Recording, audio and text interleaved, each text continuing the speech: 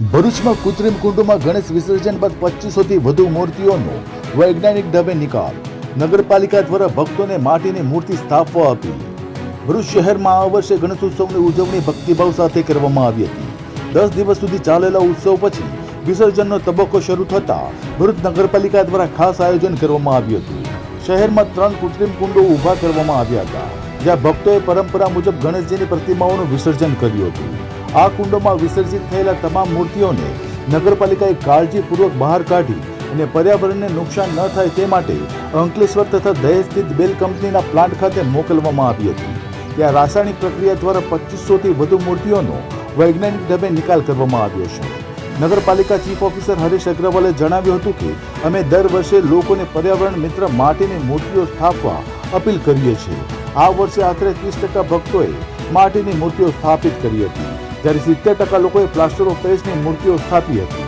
Plaster of Paris પર્યાવરણને નુકસાન પહોંચાડે છે, તેથી આવતા વર્ષોમાં વધુમાં વધુ ભક્તો માટીની મૂર્તિઓ સ્થાપે તેવી અપેક્ષા સાથે અપીલ કરી હતી.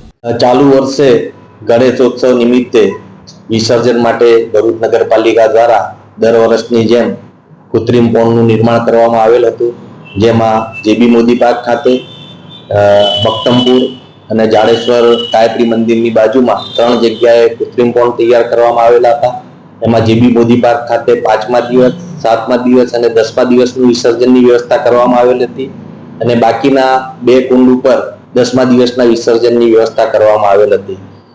10મા દિવસ, 5મા દિવસ અને 7મા દિવસના વિસર્જનમાં નાની મોટી થઈ અને લગભગ 2600 જેટલી મૂર્તિઓનું વિસર્જન શાંતિપૂર્ણ રીતે વાતાવરણમાં કરવામાં આવેલ હતું. આવેલ મૂર્તિઓ પૈકી 30% જેટલી મૂર્તિ માટીની હતી અને બાકી પીઓપીની મૂર્તિ હતી. માટીની મૂર્તિ જે છે એ કૃત્રિમ કુંડોની અંદર ઓગળી ગયેલ છે.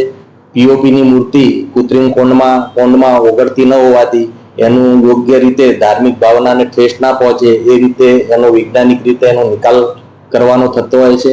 ભરૂચ નગરપાલિકા દ્વારા ગુજરાત પોલ્યુશન કંટ્રોલ બોર્ડના સહયોગથી અંકલેશ્વર ખાતે આવેલ બેલ કંપનીનો સંપર્ક દર વખતે કરવામાં આવેલ છે. બેલ કંપની દ્વારા નગરપાલિકા કુંડમાંથી મૂર્તિઓ નીકાળી અને એમની ગાડીઓમાં વ્યવસ્થિત રીતે ભરી આપે છે અને એમના પ્લાન્ટ ઉપર લઈ જઈ અને યોગ્ય રીતે એનો નિકાલ કરવામાં આવે છે.